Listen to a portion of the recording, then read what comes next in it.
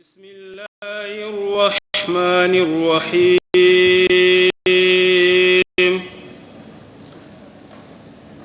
ألف لام ميم. ذلك الكتاب لا ريب فيه هدى للمتقين الذين يؤمنون بالغيب ويقيمون الصلاة ومما رزقناهم ينفقون والذين يؤمنون بما أنزل إليك وما أنزل من قبلك وبالآخرة هم يوقنون أولئك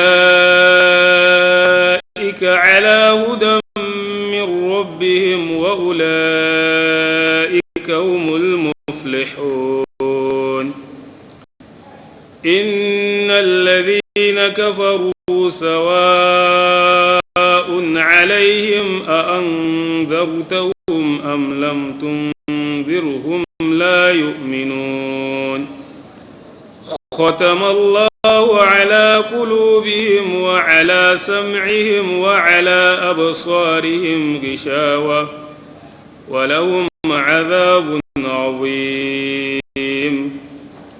ومن الناس من يقول آمنا بالله وباليوم الآخر وما هم بمؤمنين يخادعون الله والذين آمنوا وما يخدعون إلا أنفسهم وما يشعرون.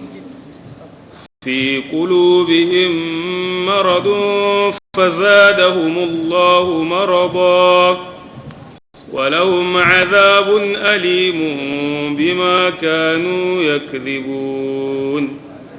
وإذا قيل لهم لا تفسدوا في الأرض قالوا إنما نحن مصلحون ألا إنهم هم المفسدون ولكن لا يشعرون.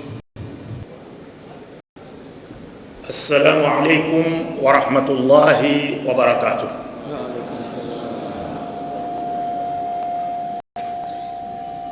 الحمد لله الذي جعل توحيد قاعدة الإسلام وأصله ورأسه،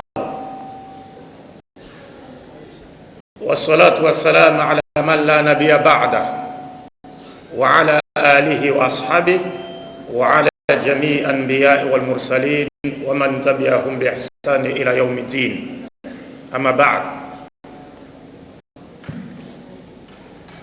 ربي اشرح لي صدري ويسر لي أمري واحلل عقدة من لساني يفقه قولي.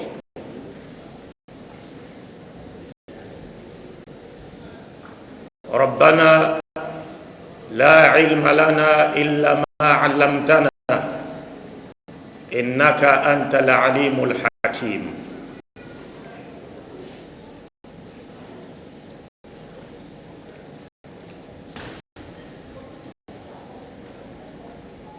Après avoir remercié Dieu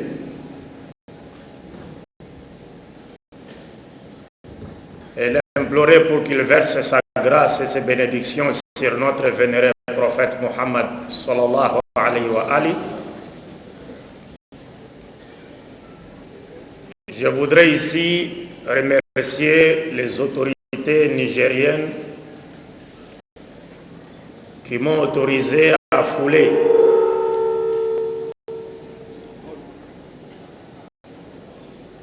la terre bénite de ces pays et d'y séjourner en toute sécurité et dans de très bonnes conditions.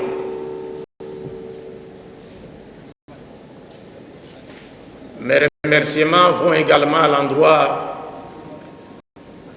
de l'association Anassi, l'association islamique Anassi, qui m'a donné l'opportunité de prendre devant vous la parole dans le cadre de cette conférence. Et enfin, je voudrais remercier notre frère qui a, il y a de cela quelques secondes, remis le déroulement de cette conférence entre les mains de Dieu par sa belle lecture du Saint-Coran. Que Dieu mette cela dans la balance de ses bonnes actions. Le jour où il n'y aura d'ombre que la sienne. Pour les autorités de ces pays, étant donné que tout pouvoir vient de Dieu, mais toute pensée ne vient pas de Dieu, je voudrais ici prier Dieu et implorer Dieu en leur faveur pour qu'il puisse éclairer leurs pensées et qu'il leur accorde la sagesse et l'intelligence qu'il faut pour qu'ils dirigent, pour qu'ils puissent mieux diriger ces pays pour l'intérêt, n'est-ce pas, de sa population ou le bien-être de sa population.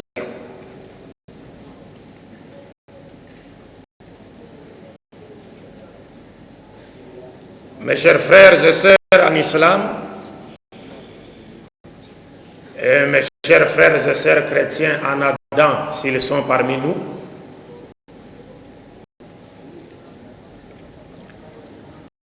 je suis votre frère Abdul-Majid ou Kasso Biya Abdul-Majid de la République démocratique du Congo. Un pays de plus de 70 millions d'habitants. Plus de 470 tribus, ethnies et langues.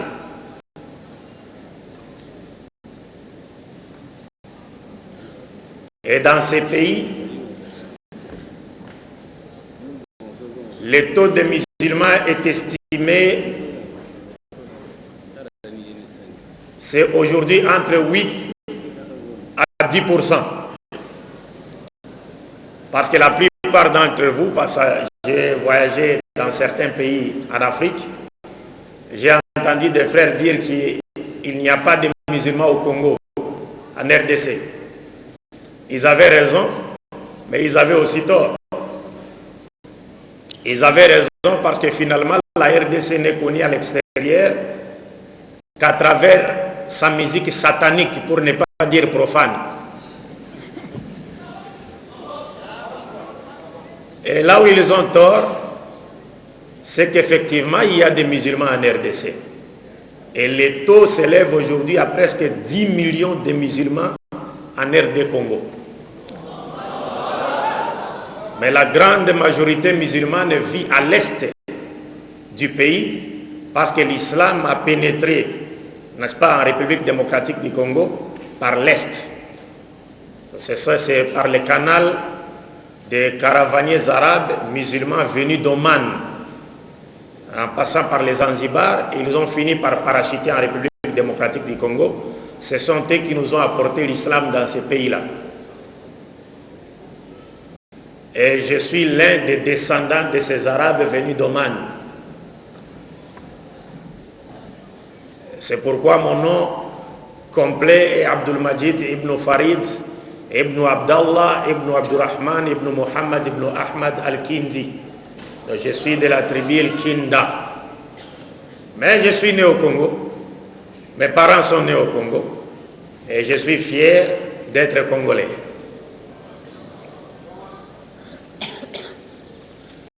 Aujourd'hui, je me retrouve au Niger dans le cadre d'une visite de courtoisie que j'ai bien voulu rendre à mes frères et sœurs de ces pays suite à leur demande.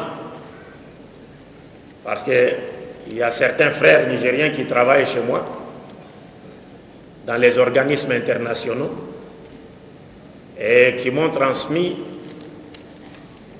qui m'ont fait comprendre l'ardent désir, n'est-ce pas, de mes frères et sœurs nigériens de me voir un jour visiter ces pays. Et par la grâce de Dieu, je me retrouve aujourd'hui parmi vous et je suis plus qu'à l'aise parce que je me retrouve parmi mes frères et sœurs musulmans. je me retrouve parmi les gens où nous nous sommes tous réunis sous la bannière de La ilaha illallah Muhammadun Rasulullah. Et sous ces drapeaux de l'islam, il n'y a aucune distinction de race, de tribu, d'ethnie. Et le meilleur d'entre vous ou d'entre nous est celui qui craint Dieu le plus. Un point, un trait. Et pour moi, il n'y a pas de plus grand de me sentir aimé par mes frères et sœurs musulmans de ces pays pour Dieu et en Dieu. Il n'y a pas de plus grande joie que celle-là. Parce que finalement, je ne vous ai rien donné. Vous savez qu'on ne peut pas atteindre le monde entier par sa richesse, mais on peut atteindre le monde entier par son savoir-vivre et aussi par les services qu'on pourra rendre au monde. Est-ce qu'il y a de plus grands services que nous pouvons aujourd'hui rendre au monde que celui de transmettre le message salvateur de l'islam qui est destiné à tirer l'humanité des ténèbres spirituelles vers la lumière parfaite? Il n'y en a pas. Et prêcher l'islam pour moi, mes chers frères et sœurs, n'est pas un travail. Ce n'est pas mon travail. Nous avons aujourd'hui réalisé plus de 10 CD avec les frères qui sont restés à Kinshasa, lesquels CD sont aujourd'hui vendus dans différents pays, notamment en Europe, plus de 10 CD. Mais nous n'avons exigé de personne de nous donner même un franc. Parce que nous ne l'avons pas fait pour l'argent. Nous ne l'avons pas fait pour l'intérêt, n'est-ce pas, passager de ce monde. Mais nous l'avons plutôt fait pour Dieu, pour l'amour que nous portons dans notre cœur, n'est-ce pas, vis-à-vis de notre religion, de notre prophète, Muhammad sallallahu alayhi wa sallam. Donc prêcher l'islam pour moi, ce n'est pas un travail, mais c'est un devoir sacré.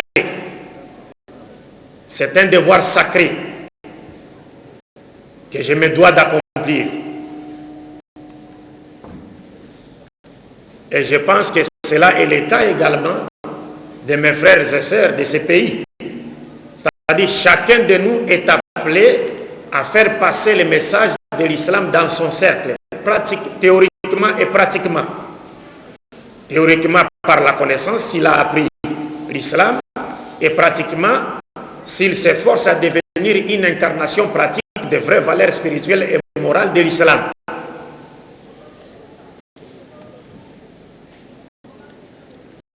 Donc bref, je me retrouve donc aujourd'hui parmi vous. Et pendant mon séjour, nous nous sommes convenus avec les frères qui m'ont offert cette opportunité de prendre la parole devant vous, d'animer quelques conférences. Et je pense que ces conférences sont au nombre de 3. Aujourd'hui, par la grâce de Dieu, nous commençons avec la première conférence qui portera sur le thème la connaissance de Dieu ou encore connaître Dieu. Si j'ai choisi de traiter en premier lieu ce thème, connaître Dieu ou la connaissance de Dieu, parce que vous êtes sans le savoir que la question fondamentale, la première question fondamentale en matière de foi ou de religion, c'est bien la connaissance de Dieu. D'ailleurs, le Créateur a été plus que clair à ce sujet. Allah déclare dans un hadith, il dit, Qudusi, A'arifuni qabla an ta'buduni. Connaissez-moi avant de m'adorer. Donc nous n'avons aucune raison de commencer par adorer Dieu avant d'avoir appris au préalable à faire quoi? À le connaître. Nous devons d'abord commencer par connaître Dieu pour ensuite passer à l'adoration de Dieu. Et c'est la méthode qui a été enseignée par tous les messagers de Dieu.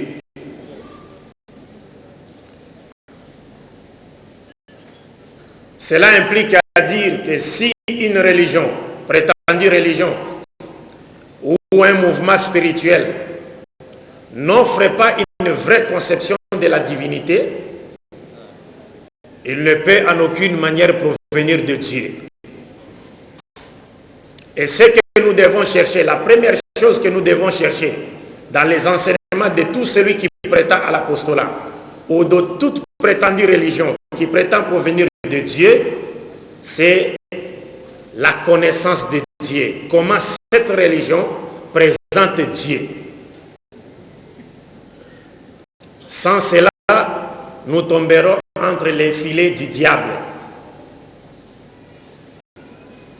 Et même dans la Bible judéo-chrétienne, Dieu s'adressant aux enfants d'Israël, leur avait dit ceci, dans Deutéronome 13, 1 à 6, il leur dit, je cite, « S'il s'élève du milieu de vous, quelqu'un qui se dit prophète, et il vous annonce des choses à venir, vous les voyez se réaliser.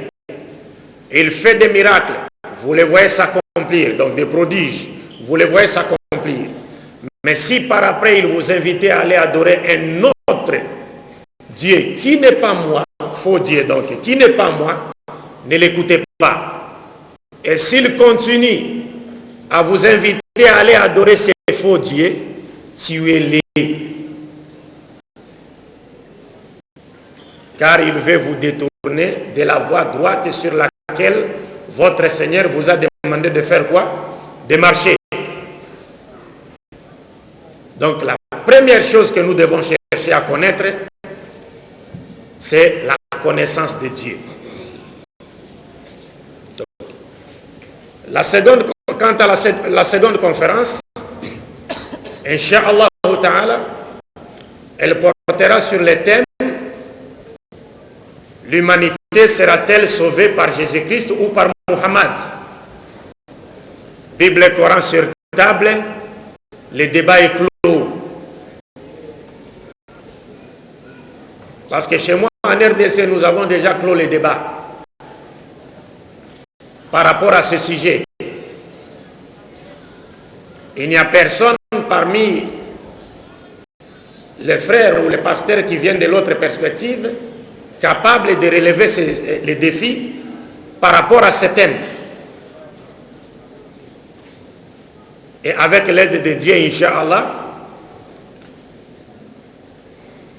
vous aurez la chance, s'il plaît à Dieu, d'écouter ce que je vous ai réservé par rapport à ce thème. L'humanité sera-t-elle sauvée par Jésus-Christ ou par Muhammad? Bible et Coran sur table, le débat est clos. Et enfin, la dernière conférence portera sur le thème oui, Muhammad sallallahu alayhi wa sallam est dans la Bible.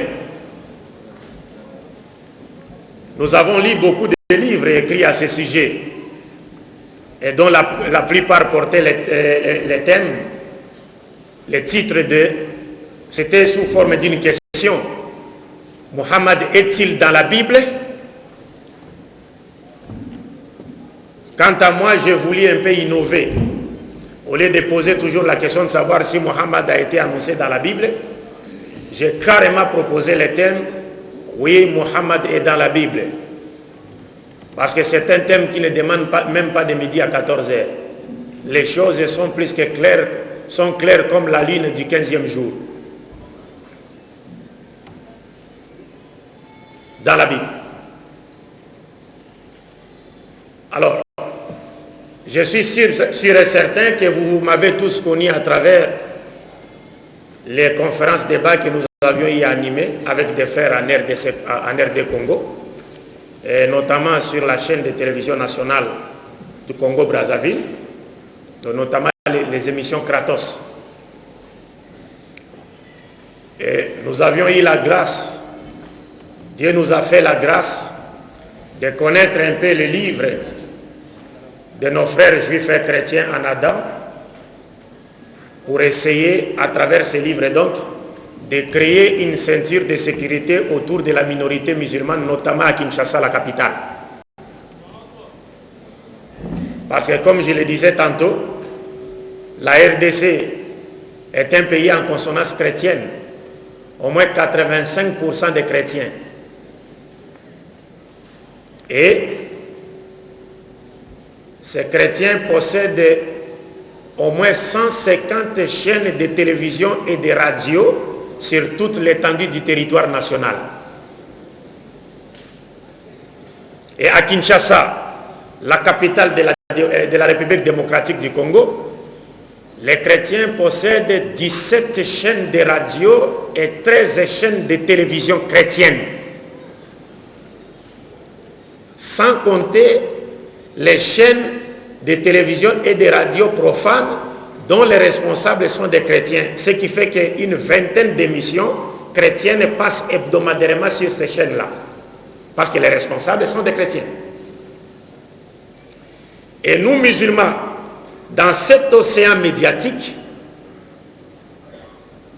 nous n'avons pratiquement rien, si ce n'est la vérité qui nous a été apportée par les champions de Tawhid, Muhammad sallallahu alayhi wa sallam. Et cette vérité qui continue à faire des victimes dans les rangs des autres. De sorte qu'aujourd'hui à Kinshasa ou en République démocratique du Congo, nous avons encore besoin de nouvelles mosquées parce que toutes les mosquées sont pleines. Les gens prient jusque dans des rues. Il n'y a plus de mosquées. Des chaînes de radio et de télévision ont été installées pour détourner les musulmans de leur religion, mais wa makaru wa makarallah wallahu khairul makirin. Dieu a fait une contre-attaque et il continue à donner à l'islam la victoire par la grâce de Dieu. Et ce qui fait qu'aujourd'hui en RDC, parce que les églises ici, vous ne connaissez rien sur le christianisme, par la grâce de Dieu, vous avez des frères comme Mustafa qui s'y connaissent dans les domaines, dans son souci de défendre l'islam. Il a appris la Bible, n'est-ce pas? Parce que c'est mieux aussi parfois de frire les poissons par sa propre graisse. Donc moi et lui, nous sommes dans les mêmes paniers. Nous sommes des fils de l'islam invincible. Nous ne sommes pas des invincibles. C'est l'islam qui est invincible. Et il restera jusqu'à la fin des temps, n'en déplaise aux mécréants.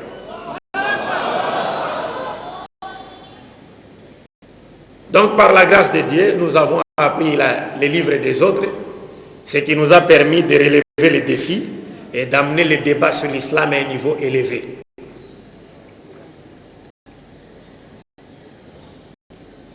Donc chez nous, ici, vous ne connaissez rien du christianisme. Et c'est notre musique satanique congolaise qu'on importe jusqu'ici pour pervertir, n'est-ce pas, le mœurs des Nigériens. Mais moi, je viens de ces pays. Et cette musique ne m'a jamais influencé. Je vis dans un quartier qu'on appelle Matongé. C'est là où tous les grands musiciens font leurs répétitions. Tous les grands musiciens. Donc nous sommes comparables au prophète Moïse, que la paix de Dieu soit sur lui, qui a séjourné dans la maison de Pharaon. Pour mieux le connaître et ensuite se retourner contre lui. Alors donc quand je viens de la République démocratique du Congo, c'est pour vous dire, mes chers frères, nous là-bas, bien que nous ne soyons pas majoritaires, mais nous n'avions jamais été infectés par cette musique. Et vous avez la grâce d'être majoritaire au Niger. Vous avez la grâce, n'est-ce pas, d'avoir l'islam parmi vous depuis vos ancêtres jusqu'à ce jour. Alors ne trahissez pas la religion de Dieu en vous laissant distraire par des choses qui vous viennent d'ailleurs qui pourraient aujourd'hui vous détourner de votre religion. Donc chez nous, à Kinshasa seulement, le nombre d'églises à Kinshasa est plus élevé que le nombre de mosquées à la Mecque. À Kinshasa seulement, nous avons plus de 10 000 groupes de prières chrétiennes. Les groupes de prières, ce sont des églises de réveil. Hein? Ici, des églises pentecôtistes d'obédience américaine. Hormis cela, nous avons plus de 2177 églises traditionnelles.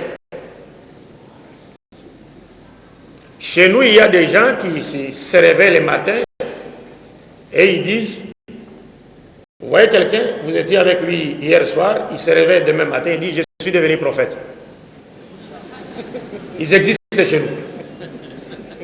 Chez nous, nous avons également des gens qui se disent de Dieu. Il dit, il est Dieu. Il y a Mukuna qui se disait Dieu. Il y a Tata Taomba qui se disait Dieu. Ils sont nombreux.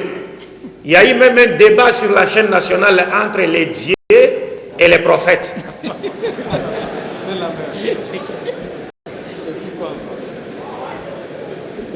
Et les journalistes ont demandé à un pseudo-prophète, monsieur le prophète, reconnaissez-vous le dieu Mukuna? Il a répondu, non, je ne le connais pas. Et on a demandé au pseudo-dieu, reconnaissez-vous le prophète Mukukubila? Il a dit, je ne l'ai même pas envoyé.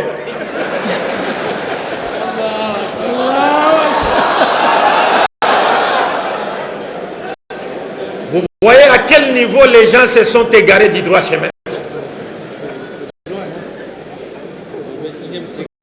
Un jour, on a vu un pseudo-dieu qui était dans sa voiture et sa voiture est tombée en panne. C'était dans un milieu public, à Matongue effectivement, et il a demandé de l'aide. Maintenant, les gens ne savaient pas. Ils se sont rapprochés, ils ont bien voulu l'aider pour démarrer sa voiture. L'un d'eux l'a reconnu. Il a dit, oh, mais c'est pas Dieu Mukuna. Ta voiture est tombée en panne. Il dit, mais qu'est-ce que voulez-vous? Aidez-moi plutôt. Mes chers frères, ça existe en RDC. Nulle part ailleurs. Nulle part ailleurs en tout cas. C'est une particularité de la RDC. Donc, mais par la grâce de Dieu, l'islam est en train petit à petit, n'est-ce pas, de transformer ce pays. Avec l'arrivée du défunt président Laurent Désiré Kabila, que son âme repose en paix, puisqu'il fut un musulman. Laurent Désiré Kabila fut un musulman et sa famille est en majorité musulmane, n'est-ce pas? Et aujourd'hui, les musulmans se retrouvent dans le gouvernement actuel qui est dirigé par son excellence, le président Joseph Kabila, que Dieu l'assiste, parce qu'il a de très bonnes intentions pour ce pays-là. Mais comme vous le savez, notre politique a toujours été décidée à l'extérieur. Donc les pays africains, nous n'avons pas encore été indépendants. Parce que notre politique continue à être décidée à l'extérieur. Notre diamant en RDC, c'est le pays le plus riche du monde. La RDC est le pays le plus riche du monde par ses ressources naturelles et par ses réserves minérales souterraines. Mais malheureusement, ce pays est considéré comme étant le plus pauvre. Et c'est là grâce à cause de quoi? De la politique sadique de l'Occident vis-à-vis de ce pays. Cette politique qui a créé une guerre à l'est de la République démocratique du Congo et qui a fait beaucoup de victimes dont la majorité sont des musulmans. Et c'est là à cause de quoi? C'est du cobalt congolais. Le cobalt qui est aujourd'hui utilisé dans l'industrie aéronautique américaine et dans la fabrication des téléphonie mobiles et ordinateurs et autres. Mais, avec la grâce de Dieu, nous continuons à exister et l'islam continue à confirmer sa présence en RDC, Inch'Allah Ta'ala. Donc pour ne pas abuser de votre temps, je disais donc que le thème que j'ai choisi de traiter ce soir dans le cadre de cette conférence s'intitule « Connaître Dieu », la connaissance de Dieu.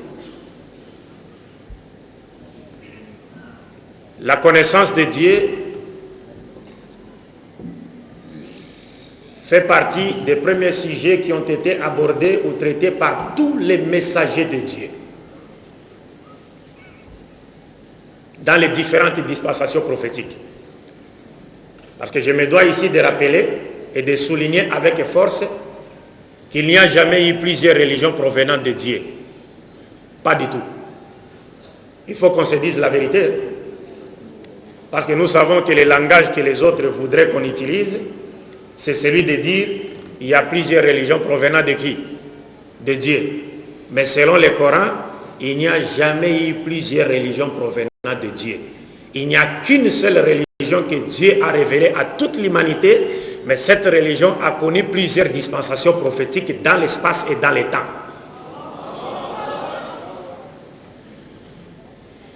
Donc il n'y a jamais eu plusieurs religions. Et j'aimerais vous rappeler que le prophète Mohammed sallallahu alayhi wa sallam, de son vivant, plusieurs questions lui avaient été posées par ses partisans comme par ses détracteurs. Et parmi les questions qui lui ont été posées par ses détracteurs, figurait une question qui était relative à la connaissance de Dieu. Car les traditions prophétiques nous rapportent que des juifs, des chrétiens, des polythéistes arabes de la Mecque lui ont un jour posé la question sur la nature de Dieu. Il voudrait connaître le Dieu qu'adorait Mohammed. Et le Dieu que Mohammed invitait les gens à faire quoi? À adorer. Et à cet effet, à cette occasion, Dieu a révélé, en réponse à leur question donc, il a révélé à son prophète la 112e sourate du Saint-Coran. La sourate Al-Ikhlas. Est-ce que notre lecteur peut nous réciter cette sourate? Il n'est pas là. On peut réciter. La sourate Ikhlas qui dit ceci: Ba'da'udhu billahi minash shaitanir rajim, bismillahir rahmanir rahim, Qul huwa Allahu ahad, Allahu samad, lam yalid wa lam yulad wa lam yakul lahu kufuwan ahad. Dit, lui c'est Allah l'unique, As-Samad, c'est-à-dire celui à qui tout le monde doit recourir pour trouver les solutions à ses problèmes ou pour résoudre ses problèmes. Lam yalid wa lam yulad, il n'a pas enfanté, n'a pas été enfanté non plus. Wa lam yakun lahu kufuwan ahad, et nul n'est égal à lui, ou encore nul n'est semblable à lui. Donc mes chers frères et sœurs, je vous informe donc que le sujet de ce soir sera basé sur une analyse, une brève analyse bien sûr, de la sourate Al-Ikhlas, la 112e chapitre du Saint-Coran, la 112e sourate du Saint-Coran, qui, du moins pour ceux dont les paupières de discernement ne dorment pas, constitue une arme de destruction massive que Dieu a donnée aux croyants pour détruire toutes les forteresses de superstition sur Dieu. Vous constaterez avec moi qu'en 4 courtes phrases que constitue cette sourate, Dieu a indiqué et réfuté toutes les fausses doctrines qui existent sur cette terre et qui n'ont rien à voir avec la nature du Dieu véritable.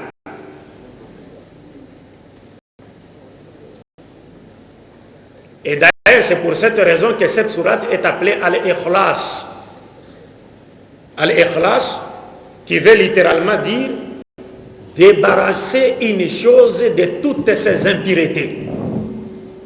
Donc, coraniquement, la sourate Ikhlas a pour mission, n'est-ce pas, de présenter Dieu en débarrassant sa personne de toute impureté d'idées idolâtres et polythéistes. Donc, sans plus tarder, nous allons donc commencer avec les premiers versets de cette sourate bénie. Le premier passage nous dit ceci: lui dit Qul huwa Allahu ahad. Dit, lui c'est Allah, l'unique. Remarquez que dans ces premiers passages de la sourate Ikhlas,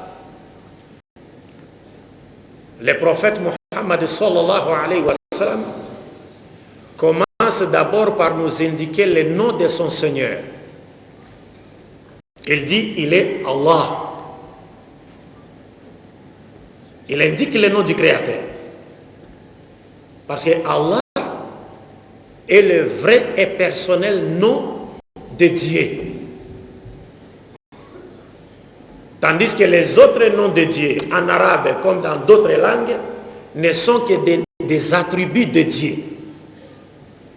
Mais Allah est le nom propre de Dieu en langue arabe. Et cela de par son sens. Il faut que je sois bien compris. Parce que la plupart des gens voient surtout la forme. C'est-à-dire ils disent, mais Allah c'est en arabe. Mais si Allah c'est en arabe, comment voulez-vous qu'Allah en arabe soit le nom propre de Dieu? Le problème n'est pas celui de la forme, mais plutôt celui du fond. Le fond. Parce que la sourate Ikhlas en réalité est une définition même du nom Allah. Donc Allah est le nom propre de Dieu en langue arabe. Il n'est pas comme les autres noms que l'on a donnés à Dieu. Par exemple, le nom Yehoah chez les Juifs, c'est le tétragramme Yod, He, Waou, He en hébreu. Ce tétragramme est considéré comme étant le nom propre de Dieu par les Juifs. Mais, selon le Coran, le tétragramme ne peut en aucune manière être considéré comme étant le nom propre de Dieu.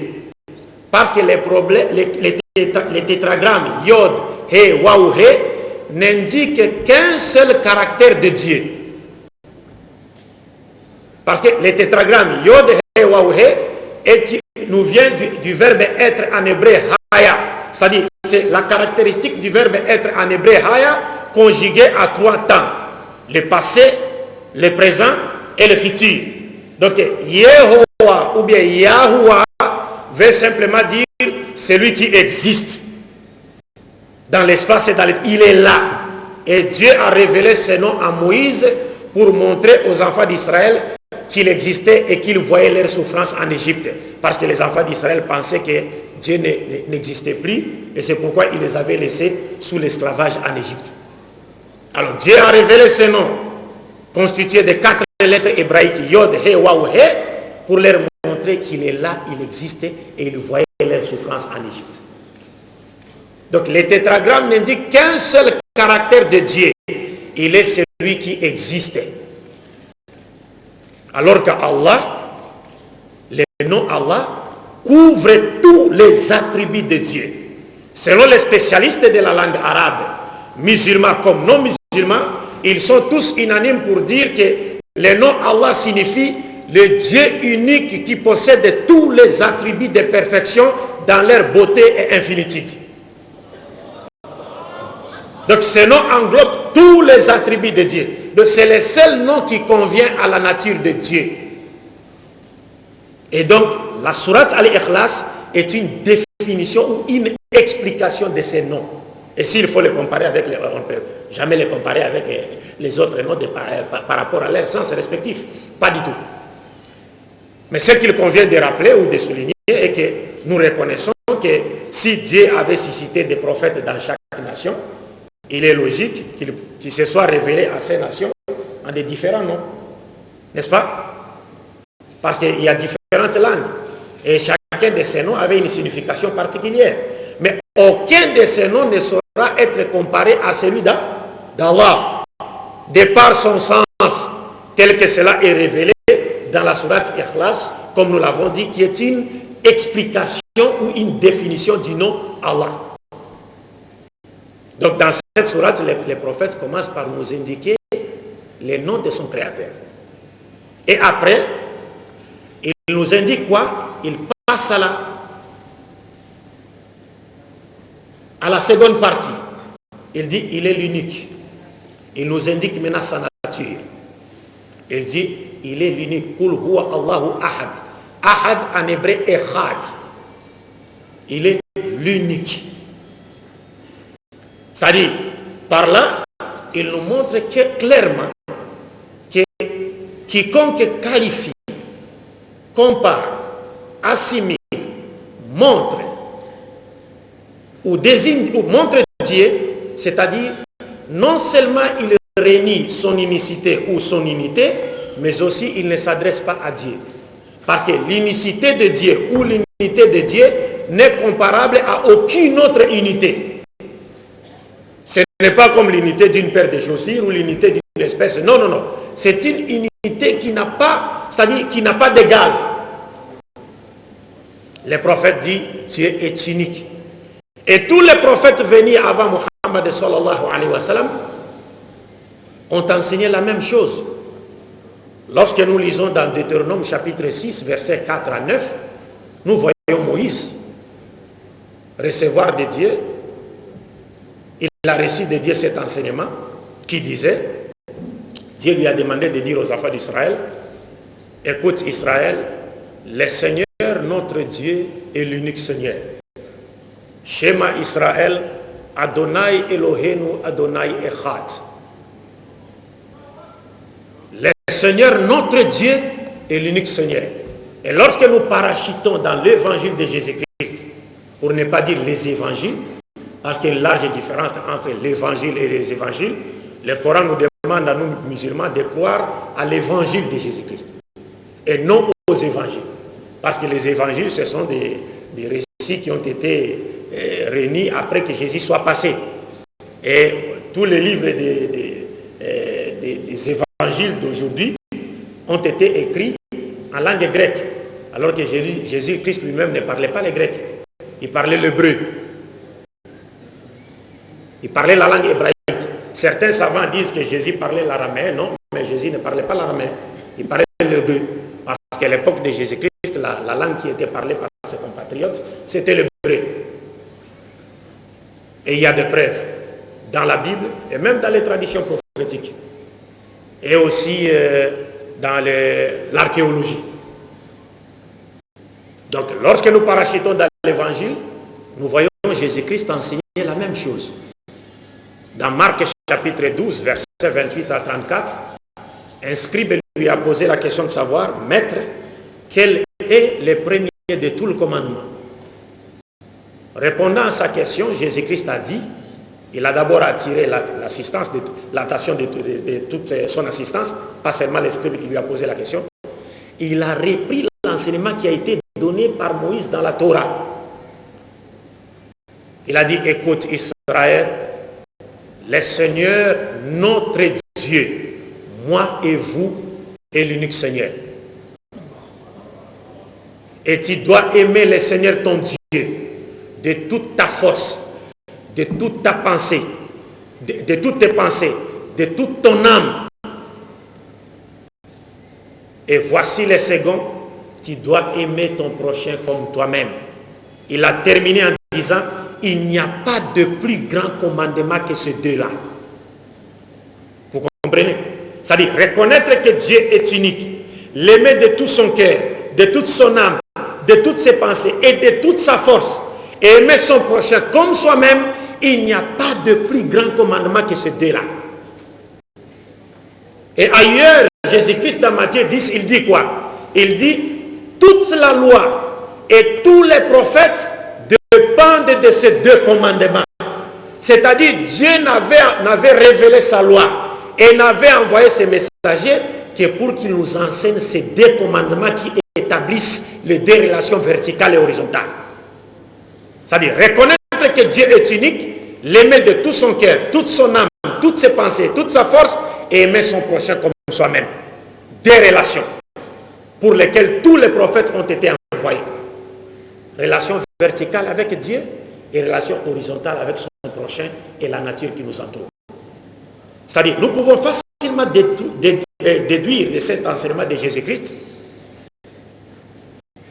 qu'aucun prophète de Dieu n'a été envoyé pour se faire tuer, pour qu'en travers sa prétendue mort expiatoire, les gens puissent obtenir la vie éternelle. Non, parce que Jésus-Christ nous montre à travers cet enseignement que toute la loi et tous les prophètes dépendent de ces deux commandements. C'est-à-dire, la loi de Dieu, Dieu n'avait révélé sa loi et n'avait envoyé ses prophètes que pour enseigner ces deux commandements.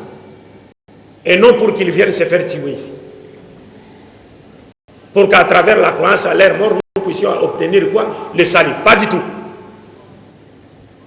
Donc, bref, l'unicité de Dieu a été enseignée par tous les messagers de Dieu qui sont venus avant, ou qui ont été envoyés avant notre vénéré prophète Muhammad sallallahu alayhi wa sallam. Mais aujourd'hui, c'est une petite parenthèse, nous avons aujourd'hui des gens qui disent de Jésus-Christ qu'il est Dieu. Mais mes chers frères et sœurs, croyez-moi, il n'y a pas un seul verset, même dans la Bible actuelle, qui confère à Jésus-Christ les droits à la divinité. Ça n'existe nulle part jusqu'à la fin des temps. Mais, qu'est-ce qui s'est passé? Dieu nous a prévenus.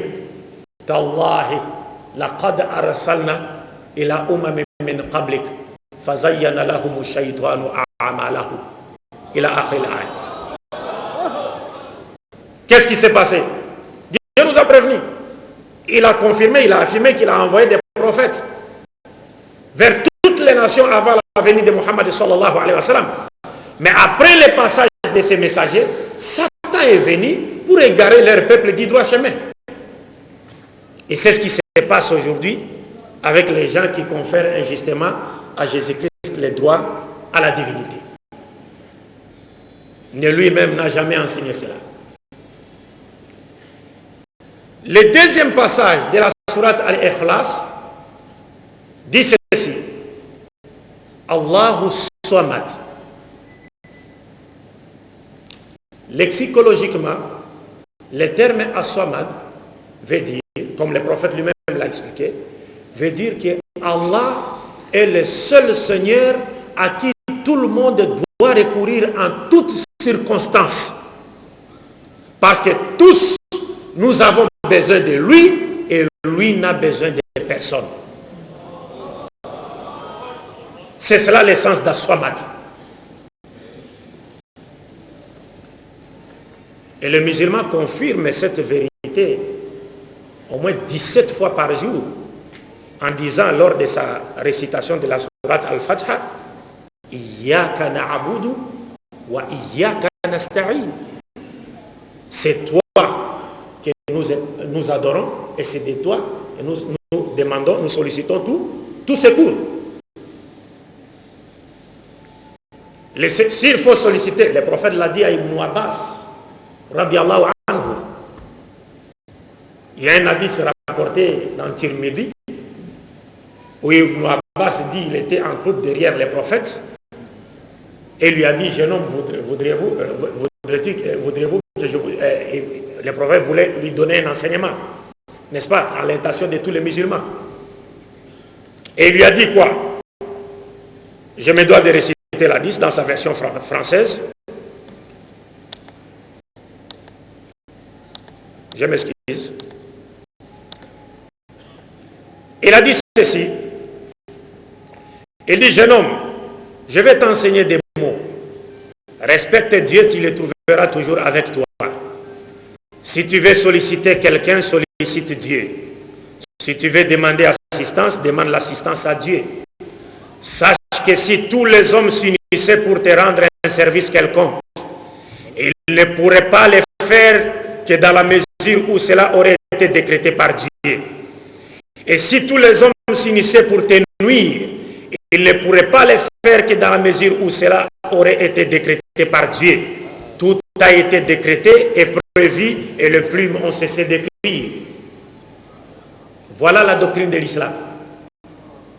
Mais aujourd'hui, chez moi par exemple en RDC, vous verrez des gens qui s'adressaient à Jésus-Christ, n'est-ce pas, pour trouver des solutions à leurs problèmes. C'est pourquoi à l'époque j'avais écrit un thème intitulé « Les miracles par le nom de Jésus-Christ en RDC sont-ils d'origine divine ou satanique ?»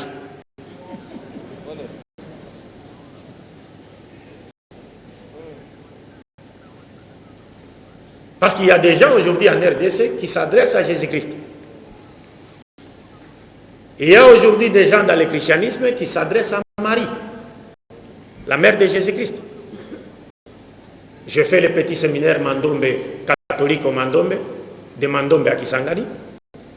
Donc, dans la prière qu'on appelle « Je vous salue Marie », il y a une phrase qui dit « Je vous salue Marie, mère de Dieu ». Je vous salue Marie, mère de Dieu. Et on implore Marie, on demande à Marie de prier pour nous pauvres pécheurs. On demande à Marie. On dit Marie, mère de Dieu.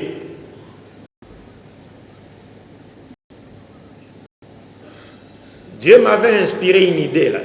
C'est-à-dire qui consiste à réfuter facilement la divinité de Jésus-Christ. Et c'est juste une petite question. Quand je raconte des pasteurs, je leur pose la question de savoir, Jésus-Christ a-t-il été Dieu dans le ventre de sa mère ou non? C'est une petite question. Si oui, donnez des preuves.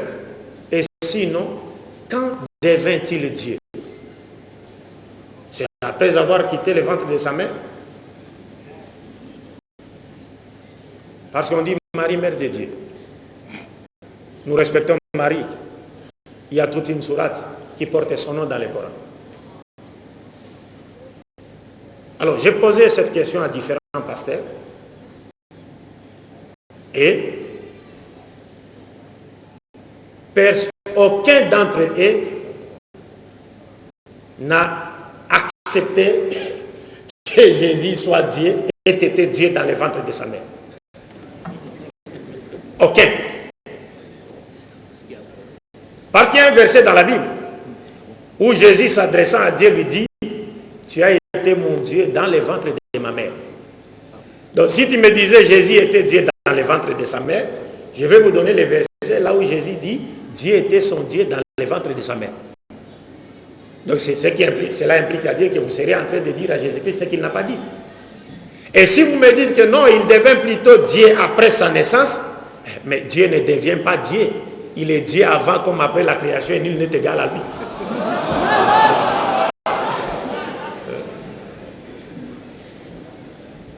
Est-ce que vous comprenez? Alors, mais aujourd'hui, il y a des gens qui s'adressent à Jésus-Christ. La prière faite au nom de Jésus. Mais la prière faite au nom de Jésus est de trois sortes. Elle est de trois sortes.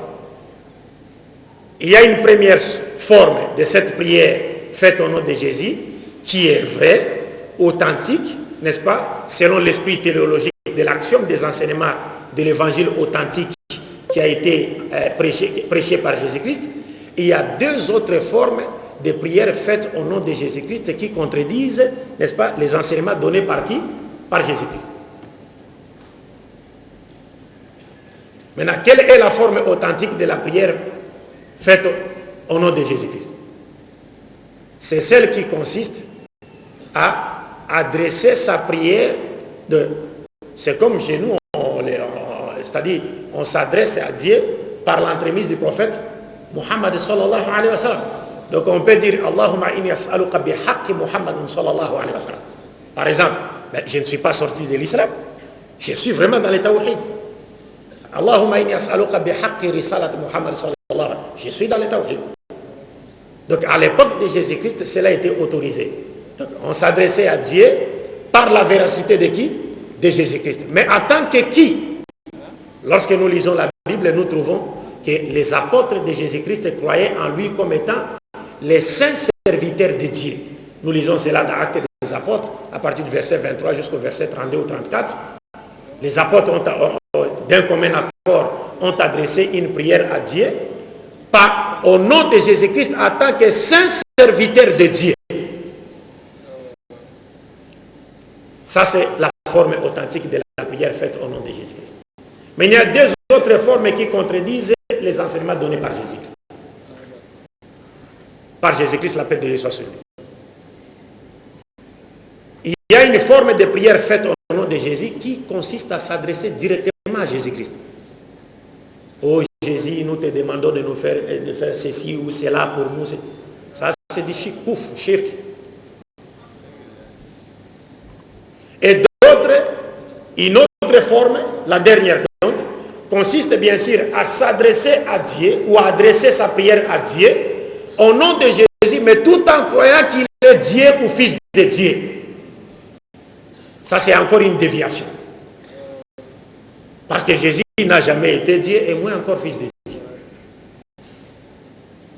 Donc, Allah Samad, Allah est le seul Seigneur à qui tout le monde doit recourir en toutes circonstances, n'est-ce pas? Parce que lui n'a besoin de personne, mais nous tous, nous avons besoin de lui. Je me résume vraiment à l'extrême parce que nous n'avons peut-être pas assez de temps pour pouvoir épuiser ce thème qui est, à mon avis, un peu long. Mais là, je suis en train vraiment de me résumer à l'extrême. Le troisième passage de la sourate Ikhlas nous dit ceci. Lam yalid wa lam yulad. Dieu n'a pas engendré et il n'a pas été engendré non plus. C'est-à-dire, dans ces passages, le prophète Mohammed sallallahu alayhi wa sallam nous révèle une autre caractéristique de Dieu qui le distingue nettement de ses créatures. Dieu étant le créateur de la matière, il ne peut en aucune manière ressembler aux œuvres de sa création ou de ses mains. Donc, dans ce passage, le prophète Mohammed sallallahu alayhi wa sallam nous interdit de croire un seul instant que Dieu a un père ou alors qu'il a un fils ou un enfant. Dieu n'a pas de père, il n'a pas d'enfant. Dieu n'est sorti de personne et personne n'est reproductivement sorti de Dieu. Personne. Il est Dieu. Mais aujourd'hui, vous savez qu'il y a des gens et des prophètes à qui l'on a conféré le droit à la filiation divine. Entre autres Jésus-Christ. On dit de lui qu'il serait le fils de Dieu. Mais qu'est-ce que le Coran nous dit dans son chapitre 9, verset 30? وقالت اليهود عزير ابن الله وقالت النصارى المسيح ابن الله ذلك قولهم بأفواههم يضاهئون قول الذين كفروا من قبل إلى آخر الآية. Le Coran nous dit, les Juifs disent Oser le fils de Dieu et les chrétiens disent de Jésus qu'il est le fils de Dieu. Mais Dieu nous dit dans le Coran, ça ce sont des paroles qui viennent d'eux-mêmes. Ils n'ont reçu de Dieu aucune révélation confirmant ces déviations-là. Ils ne font que suivre des gens, une nation qui s'est égarée du droit chemin avant eux. Ou ils ne font que suivre des gens qui se sont égarés du droit chemin avant eux.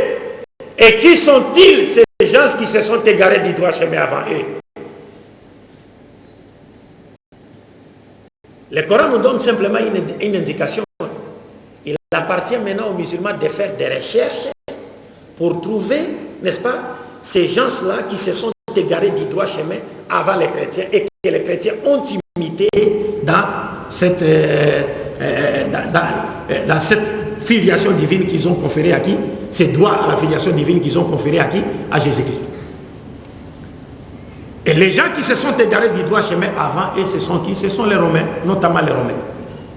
Vous voyez, j'ai par exemple ce livre ici, qui s'intitule Memento de la mythologie grecque et romaine. Vous avez ici tout un conteneur de fils de dieux et de fils de dieux qui ont existé chez les Grecs et les Romains. Tout un conteneur.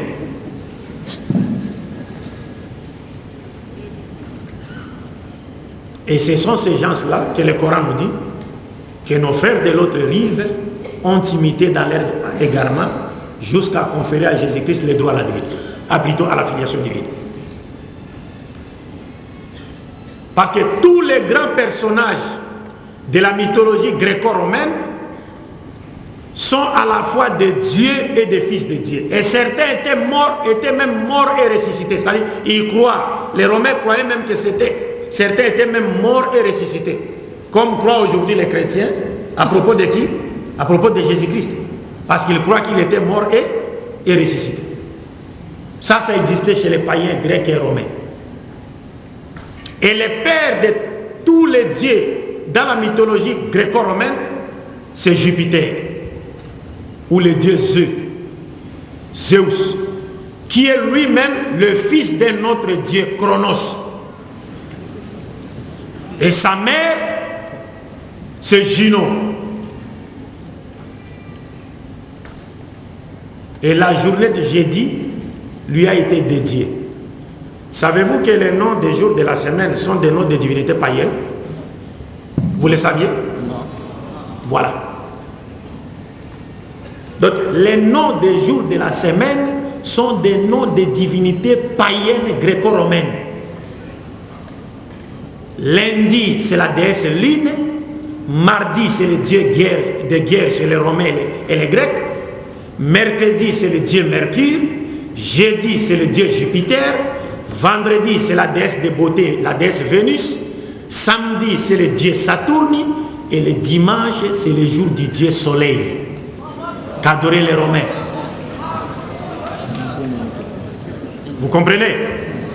Et cette journée a été imposée aux chrétiens par l'empereur romain Constantin le Grand, qui adorait le dieu Soleil.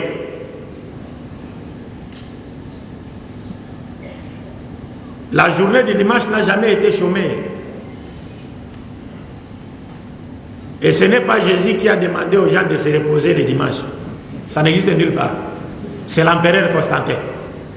Parce que c'est ce jour-là que lui adorait son Dieu, le Dieu Soleil. C'est pourquoi le dimanche est appelé en anglais Sunday, le jour du soleil.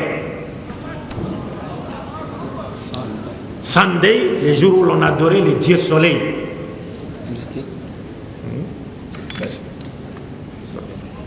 أعوذ بالله من الشيطان الرجيم بسم الله الرحمن الرحيم قل هو الله أحد الله الصمد لم يلد ولم يولد ولم يكن له كفوا أحد. Jazakumullahu khair al-jaza. J'aime cette façon de lire le Coran. Peut-être que je reviendrai encore au Niger pour apprendre cette façon de lire le Coran.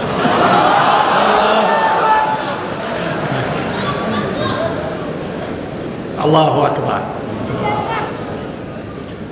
Donc je disais le dimanche, c'est le jour où on adorait le Dieu Soleil. Et même les noms des mois dans les calendriers grégoriens, ce sont des noms de divinités païennes. Janvier, c'est le dieu Janus. Il avait deux visages. C'est-à-dire un visage qui regarde l'année écoulée et un autre qui regarde l'année à venir. Et février, bon, c'est le jour où ils célébraient leur mort, n'est-ce pas? Ils faisaient des incantations, ainsi de suite. Mars, c'est encore le dieu des guerres chez les Romains et les Grecs. C'est pourquoi même le terme art martial est venu de Mars, le dieu de la guerre, l'art de combat. Et avril, c'est la déesse de beauté, Aphrodite. Mai, c'est le dieu Maïa. Juin, c'est la mère de Jupiter, la mère de dieu Jupiter. Ça c'est juin, Junon. Et juillet, c'est le nom de l'empereur Julius Caius Caesar, Jules César. Parce que c'est Jules César qui a corrigé l'antique calendrier romain, qui avait plus de 400 quelques jours. Il l'a réduit en 365 jours, mais il a commis une erreur. Parce que les années bissextiles venaient au moins 8 ans après, quelque chose comme ça.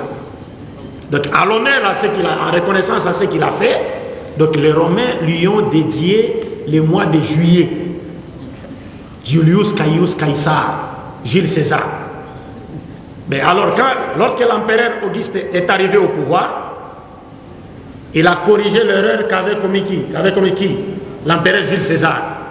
Il a corrigé cela et en signe de reconnaissance, les Romains lui ont dédié le mois d'août, Augustus. Ça porte le nom de l'empereur Auguste. Mais ce mois n'avait que 30 jours. Tandis que le mois de juillet avait 31 jours. Alors les Romains se sont dit, mais non, Jules César fut un grand et Auguste également c'était un grand. Donc Jules César ne peut pas avoir plus de jours qu'Auguste. Donc ils ont amené le mois d'août à 31 jours. Donc juillet a eu 31 jours et le mois d'août 30. Ce sont les deux mois qui se suivent et qui ont 31 jours. Et malgré cela, il y avait encore une erreur dans ces calendriers-là. Parce que j'ai étudié tous ces calendriers. Plus de 100 calendriers. Et j'ai trouvé qu'il n'y a aucun calendrier sur cette terre qui soit plus correct que le calendrier islamique qui suit le cycle lunaire. Ouais. Donc, il y a eu toujours erreur dans ces calendriers et le pape Grégoire XIII est venu pour corriger cette erreur-là. Il y avait 10 jours de plus. Et nous étions un jeudi le 4. Le pape Grégoire a dit non, demain vendredi c'est le 15. Du 4 au 15. Le pape Grégoire XIII. C'est pourquoi l'actuel calendrier est appelé le calendrier grégorien. Parce que celui qui l'a modifié, c'est le pape Grégoire XIII. Vous comprenez? Alors Dieu dit, Lam yalid wa lam yulad. Je voudrais saisir cette occasion pour mettre en garde les musulmans nigériens par rapport à la célébration des deux fêtes de Noël et de Nouvel An.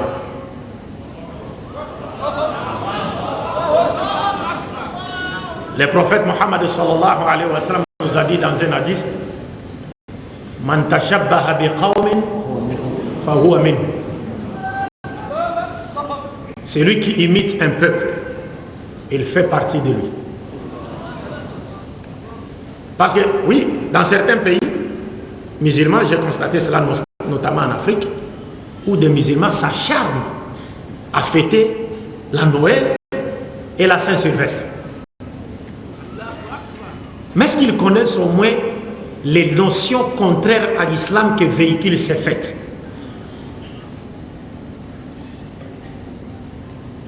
Célébrer ces fêtes, c'est-à-dire ne traduisent que notre ignorance, l'ignorance que nous avons, n'est-ce pas, de notre religion. Parce qu'en réalité, celui qui célèbre la fête de Noël, il veut en réalité nous dire quoi? Parce que pour les chrétiens, les jours de Noël, c'est le jour où Dieu est venu sur la terre sous forme humaine à la personne de Jésus, en naissant d'une femme à la personne de Marie.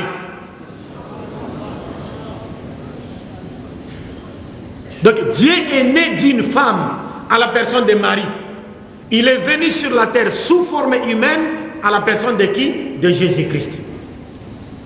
Donc quand des musulmans s'acharnent à célébrer cette fête, en réalité, ils veulent nous dire qu'ils sont d'accord avec les chrétiens que Dieu est effectivement né d'une femme à la personne de Marie et il est effectivement venu sur la terre sous forme humaine à la personne de Jésus-Christ. Par conséquent, vous niez ce que Dieu a dit dans cette sourate, lam yalid wa lam yulad. Vous le niez. Et vous vous mettez dans le camp de ceux qui combattent Dieu et ses prophètes. Voilà l'essence de Noël chez les chrétiens. Donc c'est une fête qui véhicule des notions qui sont contraires à l'islam. Quant à la fête appelée la Saint-Sylvestre, d'abord Sylvestre c'est qui? C'est le nom d'un homme. Sylvestre, c'est le 33e pape de l'église catholique romaine. Pourquoi lui a-t-on dédié cette journée-là? Le 31 décembre. D'abord, lui-même est né le 31 décembre. Puis, il est devenu pape le 31 décembre. Et les catholiques lui ont dédié la journée 31 décembre parce que c'est le pape Sylvestre qui avait pesé de tout son poids pour que la divinité de Jésus-Christ soit imposée sur toute l'étendue de l'Empire romain au concile de Nicée en l'an 325 de notre ère. Donc c'est lui qui a fait que Jésus-Christ soit aujourd'hui reconnu par certains comme étant Dieu. Maintenant, en reconnaissance aux efforts que Sylvestre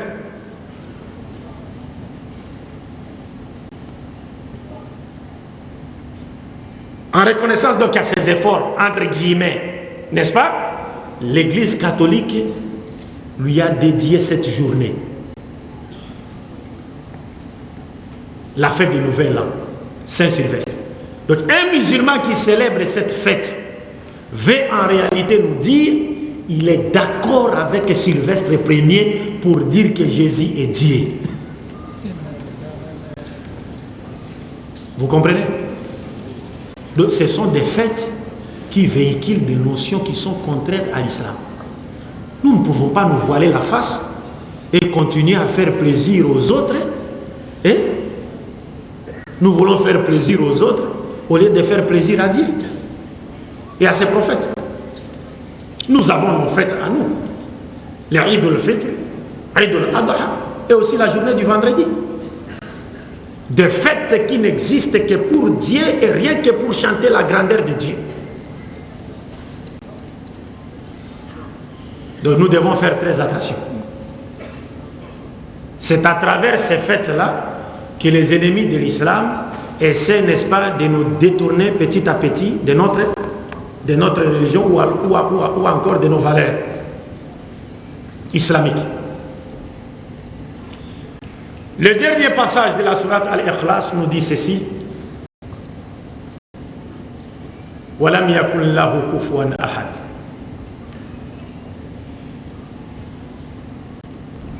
C'est-à-dire, ce verset nous présente Dieu comme étant le tout autre. Laysa kamithlihi shay'. Il est le tout autre. Il est différent de tout ce qui existe. Pourquoi? Parce que tout existant tire son origine de Dieu. Mais Dieu, lui, n'a point d'origine.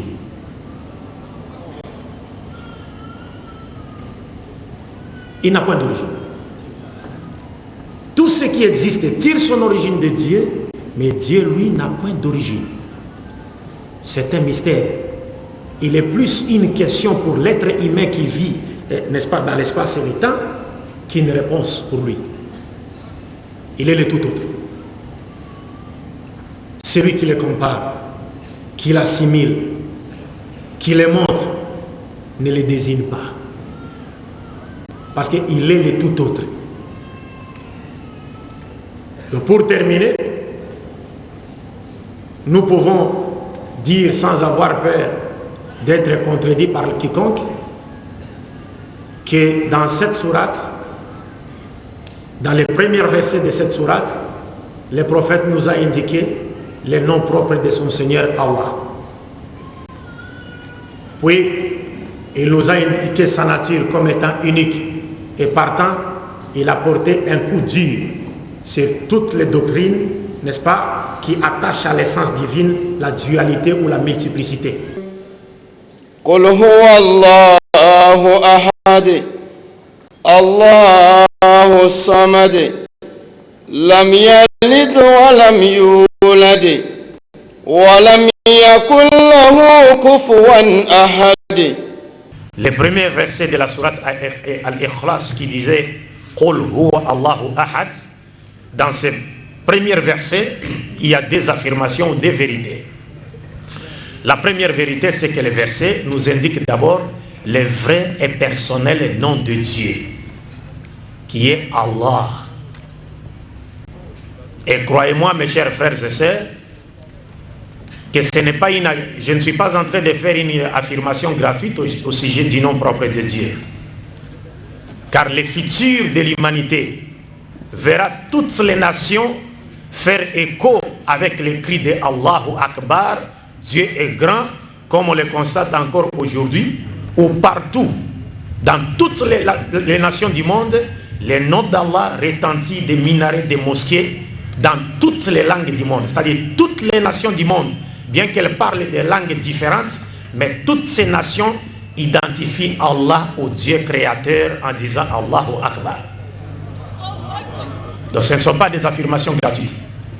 Et il y a une prophétie dans la Bible, dans le livre de Zacharie chapitre 14 verset 9, où Dieu dit, il promet, il dit, il arrivera un moment où mon nom sera unique sur toute la terre et ma loi sera unique sur toute la terre.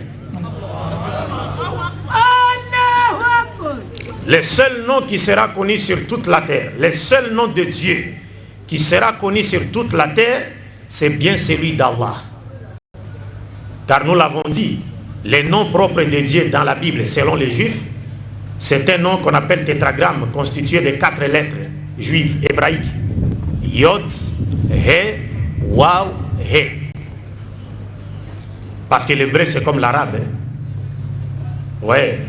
Alif, Ba, Ta, Fa, Ja, Ha, ainsi de suite. En hébreu, vous avez Alef, Bet, Gimel, Dalet, He, Vav, Zayin, He, Tod, Sin, Shin, Swad, Lamed, ainsi de suite. Donc, ce sont des langues sémitiques qui sont voisines et qui s'écrivent de droite à gauche. Et ce sont des langues qui peuvent être liées sans voyelle. L'arabe comme l'hébreu. Alors, chez les Juifs, le nom propre de Dieu, c'est Yod, He, Waw, He, que les Juifs lisent aujourd'hui Yehowa ou Yahuwah. Mais ce nom ne peut pas être regardé comme étant le nom propre de Dieu. D'abord parce que c'est un nom qui n'indique qu'un seul caractère de Dieu. Yahweh, Yod, He, Waw, He est tiré du verbe Haya en hébreu. Donc c'est un nom qui est une caractéristique du verbe être conjugué à 3 temps. Passé, présent et futur. Donc ça n'exprime que l'un des attributs de Dieu qui est Dieu est celui qui existe. Un point trait. Donc ça ne veut nullement dire Dieu est Al-Razaq ou Dieu est Al-Qadir ou Dieu est Al-Hayy. Ça veut dire simplement Dieu est celui qui existe. Donc ça n'exprime qu'un seul caractère de Dieu. Et en plus de cela, les Juifs ont oublié la véritable prononciation de ces noms. Aucun Juif ne connaît comment ces noms se prononçaient à l'origine. Personne. Parce qu'ils ont... Dieu a voulu cela. Après avoir transféré le pouvoir prophétique au peuple de l'islam, Dieu leur avait fait oublier la véritable prononciation de ces noms. Donc les Juifs ne savent pas si ces noms se prononcent Yahuwah, Yehoah ou Ehoah ou Ihoua, ils ne savent plus. Alors pour remédier à cette difficulté, qu'est-ce qu'ils ont fait? Ils ont pris l'un des attributs de Dieu dans la Bible qu'on appelle Adonai, qui s'écrit par Aleph, Dalet, Nun, Yod. Donc ils ont pris les voyelles d'Adonai, Khataf, Fatah, les Fatha en hébreu, les voyelles d'Adonai, les 3, c'est-à-dire il y a Khataf, Fatah, Cholam, Chirit. C'est-à-dire les 3 voyelles d'Adonai, ils les ont insérées, ils les ont placées sous les tétragrammes Yod, He, Waw, He. Donc au départ, quand ils ont inséré les voyelles d'Adonai dans Yod, He, Waw, He, ça donnait au départ Yahuwah. Et dans leur système de voyelles, ils ont remplacé les A d'Adonai par la voyelle brève E, en hébreu qu'on appelle Sheva. Finalement, ça a donné Yehoah. Donc c'est un amalgame des voyelles d'Adonai et les consonnes de Yehoah, de Yod, He, Waw. La véritable prononciation, les Juifs l'ont perdu. C'est comme aujourd'hui, chez vous, vous avez l'ex-président Tanja. N'est-ce pas? Dans son nom, le nom Tanja, vous avez les consonnes T. Ça s'écrit avec D aussi. Hein? Ou bien, c'est avec J seulement? Non, je ne voudrais pas citer la voyelle. Il y a J, DJ. Donc il y a T, D et J. Et puis il y a des voyelles. A, les double A. Donc T, A, D, J, A. Maintenant, par malheur, c'est comme si on a oublié les voyelles du nom Tanja et nous les avions remplacées par les voyelles du nom Djibo. C'est-à-dire on a pris I et le O. On a inséré les I et les O dans Tanja. Finalement, ça a donné Tijo ou bien Tinjo. Voilà la vérité sur Yehoah.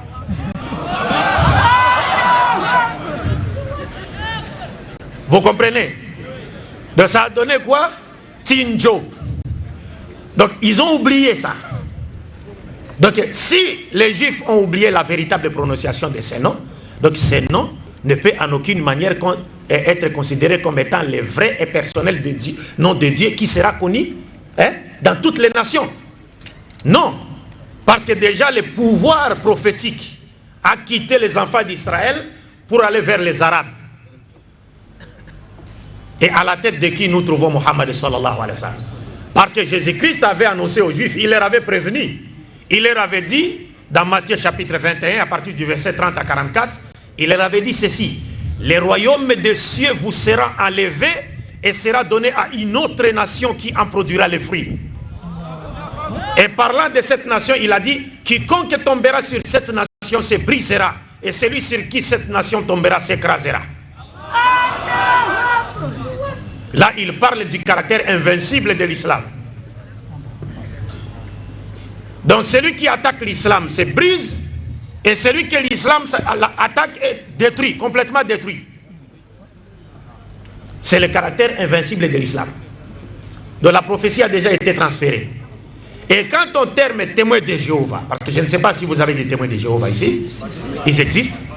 Donc Jéhovah, c'est une forme du nom de Dieu en hébreu, mais qui n'a jamais existé. Les Juifs ne l'ont jamais utilisé.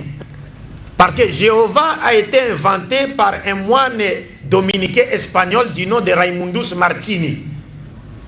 Ce moine dominicain espagnol s'appelle Raimundus Martini. C'est lui qui a inventé la forme de Jéhovah. D'abord, le J n'existait pas en hébreu, le E n'existait pas en hébreu, le V n'existait pas en hébreu, et le O n'existait pas en hébreu. L'hébreu primitif, ça n'existait pas. Donc il a inventé cette forme en 1270.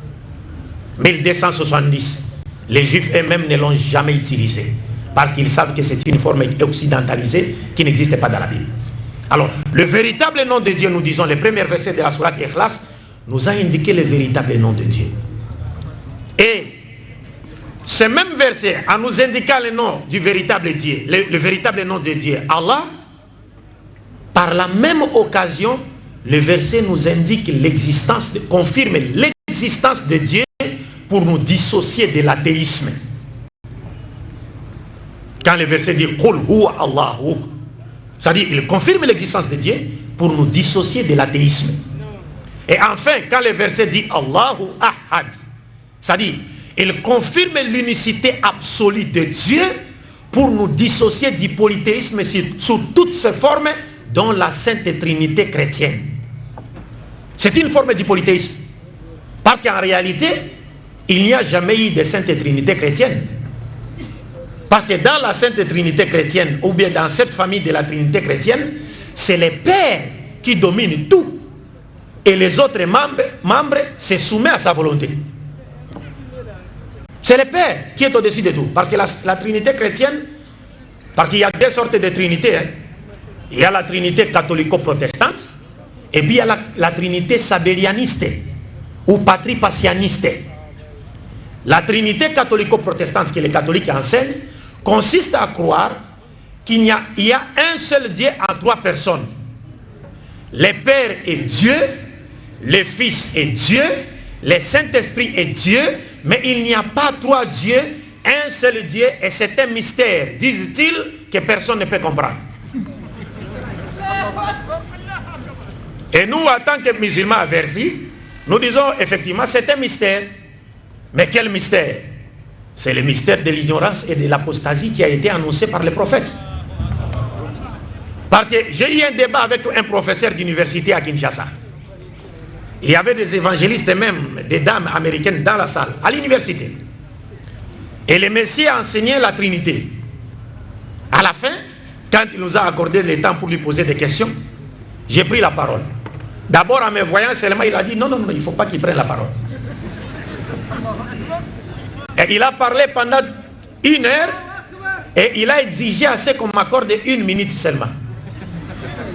Et comme nous étions un peu nombreux dans la salle, il a dit non, Abdul Majid, on va donner à chaque musulman 1 minute. Donc vous, on vous donne 1 minute et les autres 1 minute. Il y avait un frère malien à côté là, Mohamed Dabo, qui m'a dit, Oustaz, accepte. Mais je vais demander une motion. Donc il y avait au moins 30 personnes qui devaient poser leurs questions. Et quand j'ai pris la parole, j'attendais consommer la minute qui m'a été accordée. Le frère a levé la main. Il a dit, bon, vous savez, nous sommes des musulmans. Et ici, chez nous, notre bouche autorisée pour parler avec les non-musulmans, c'est Abdul Majid. Donc nous sommes décidés dans notre camp, nous sommes décidés dans notre camp de lui donner toutes nos minutes.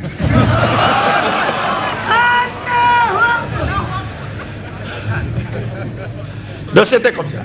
Alors quand j'ai pris la parole, j'ai parlé, mais finalement je lui ai posé une question sur la Sainte Trinité.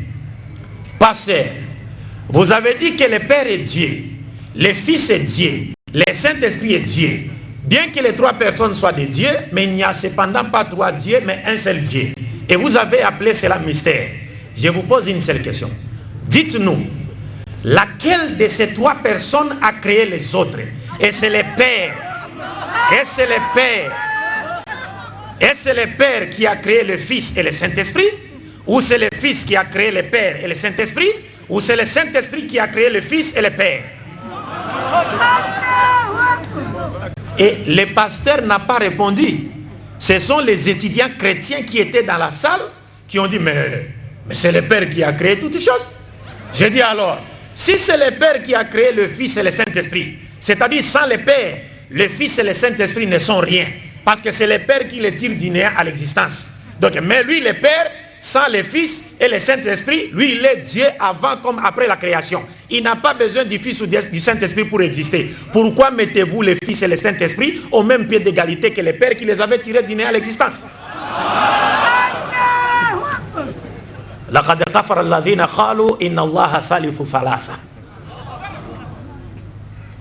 Ils sont égarés du droit chemin, ceux qui disent Dieu est constitué d'une trinité. Et c'est ce que le Coran nous dit. Et le Coran nous donne des preuves. Donc c'est une doctrine satanique qui a existé bien avant Jésus-Christ. Jésus n'a jamais fait allusion à cela. Donc le Coran confirme cela. Allahu Ahad. Il détruit toutes ces doctrines-là. Et donc le Coran disant Allahu Ahad, il nous présente la personne de Dieu comme étant une essence divine, une essence unique à laquelle on ne peut attacher la dualité et aussi la multiplicité. La dualité et la multiplicité ne marchent pas avec Dieu. Dieu est unique au sens strict du terme. Celui qui compare, assimile, imagine, montre Dieu, non seulement il réunit son unicité, mais il se trompe largement parce qu'il ne s'adresse pas à lui. Il ne le connaît pas. Dieu est unique. Alors nous avons dit le 2e verset, Allahu Samad. Ce 2e verset rejette la croyance selon laquelle nous pouvons nous fier à un autre qu'à Dieu. Donc ce 2e verset, Allahu Samad, nous présente Dieu, Allah, comme étant le seul à qui tout le monde doit recourir pour trouver des solutions à ces problèmes.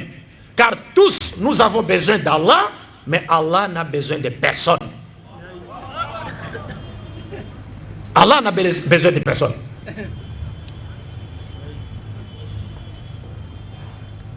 Et enfin, le troisième verset nous dit Lam yalid wa lam yulad. C'est-à-dire, c'est un verset qui rejette d'abord la croyance de ceux qui décrivent Dieu comme un père et qui lui attribuent des filles et des fils comme croyaient les Égyptiens, les Babyloniens, les Grecs et les Romains qui avaient tout un conteneur de fils de Dieu. Puis, les mêmes versets rejettent la croyance des Arabes idolâtres qui croyaient que Dieu n'avait que des filles. Et enfin, les mêmes versets rejettent la doctrine chrétienne qui veut que nous croyons que Dieu a un fils unique à la personne de Jésus-Christ.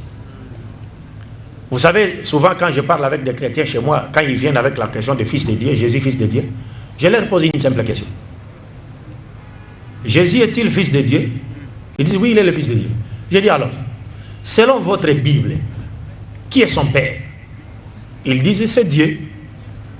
Et je dis selon votre Bible, qui est sa mère? Ils disent Marie. Je dis alors ça va. Si Dieu est son père, Marie est sa mère, qui est la femme de Dieu? Le pasteur reste silencieux. Il me dit oh non, répète d'abord ta question. Je dis non mon frère, j'ai été plus que clair. Vous avez dit son père c'est Dieu, sa mère c'est Marie. Alors qui est la femme de Dieu? La conscience qui est l'aide naturelle que Dieu a mise en lui, lui interdit de dire que Marie est la femme de Dieu. Parce que la raison raisonnante n'accepte pas cela. Dieu n'a pas besoin d'avoir un fils comme nous l'avons dit. Takadu samawatu yatafattarna minhu wa tanshaqu al-ardu wa takhiru al-jibalu hadda an da'u lirrahmani walada wa ma yanbaghi lirrahmani an yattakhidha walada in kullu man fi samawati wal ardi illa ati rahmani abda. Dieu n'a pas de fils. Il n'a pas besoin d'avoir de fils. Pourquoi aura-t-il besoin d'avoir un fils? Est-ce qu'il y aura-t-il un jour où Dieu tombera malade pour qu'il ait besoin d'avoir un fils qui verra sur lui à l'hôpital? Est-ce qu'il y a un jour où Dieu mourra pour qu'il ait besoin d'avoir un fils qui va perpétuer son nom après lui?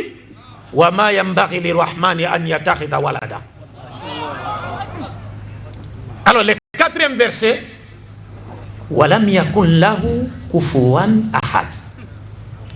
Dieu, nul n'est semblable à lui. C'est-à-dire ces versets expriment une valeur de négation universelle, voulant dire celui qui compare Dieu, qui assimile, qui les montre, qui les désigne. En tout cas, il ne s'adresse pas à lui. Ces versets présentent Dieu comme étant le tout autre, les sakamif, les hichaï. Il est différent de tous les créés. Et effectivement, il doit être différent de tous les créés, parce que toutes les créatures tirent leur origine de Dieu, mais Dieu n'a point d'origine.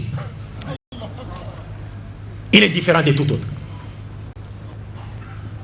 Il est celui qu'on peut nommer, mais qu'on ne peut pas décrire, on ne peut pas concevoir. Parce qu'il est infini, il est un mystère. L'intelligence ou l'imagination de l'homme infini ne peut décrire ou représenter que des êtres voués au néant. Et non celui qui a tiré ces êtres du néant à l'existence, sans modèle préexistant, et qui avait donné à chacun d'eux une forme qui lui est particulière.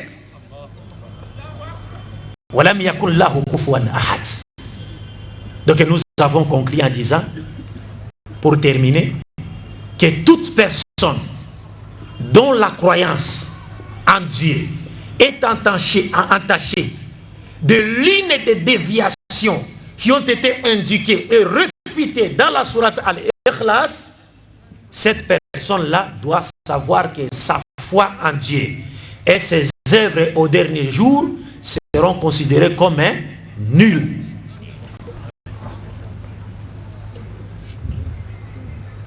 وَالَّذِينَ كَفَرُوا أَعْمَالُهُمْ كَسَرَابٍ بِقِيَةٍ يَحْسَبُهُ ظَمْآنُ مَاءً. Vous vous rappelez de ce verset hein? Dans la sourate An-Nur. C'est la sourate An-Nur? Sourate An-Nur. Hein? Il y a des hufaz ici. Il y a un hafiz Coran ici. Est-ce que tu peux nous lire ce verset? وَالَّذِينَ كَفَرُوا أَعْمَالُهُمْ كَسَرَابٍ بِقِيَةٍ يَحْسَبُهُ ظَمْآنُ مَاءً.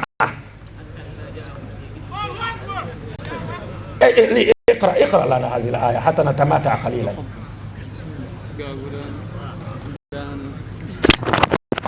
أعوذ بالله من الشيطان الرجيم. والذين كفروا أعمالهم كسراب بقيعة يحسبه الظمآن ماء حتى إذا جاءه لم يجده شيئا ووجد الله عنده فوفاه حسابه والله سريع الحساب.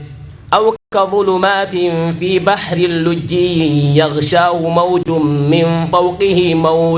من فوقه سحاب ظلمات بعضها فوق بعض إذا أخرج يده لم يكد يراها ومن لم يجعل الله له نورا فما له من نور.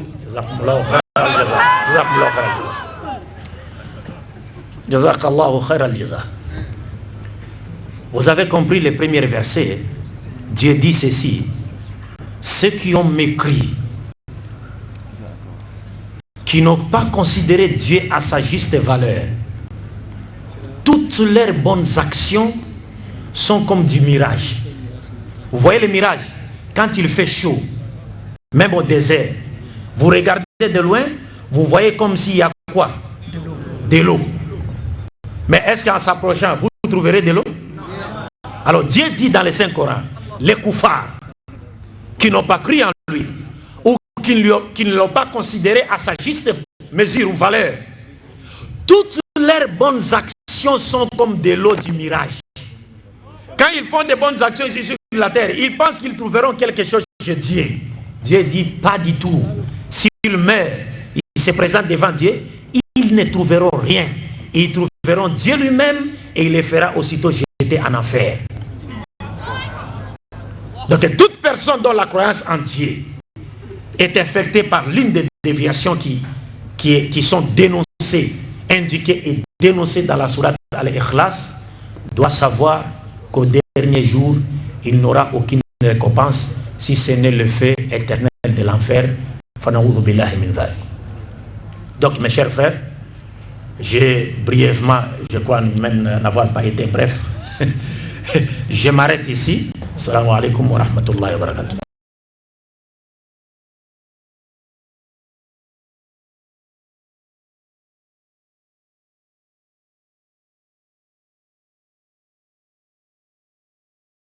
أعوذ بالله من الشيطان الرجيم. بسم الله الرحمن الرحيم. قد سمع الله قول التي تجادلك في زوجها وتشتكي إلى الله والله يسمع تحاوركما إن الله سميع بصير. الذين يظاهرون منكم من نسائهم ما هن أمهاتهم إن أمهاتهم إلا اللائي ولدنهم وإنهم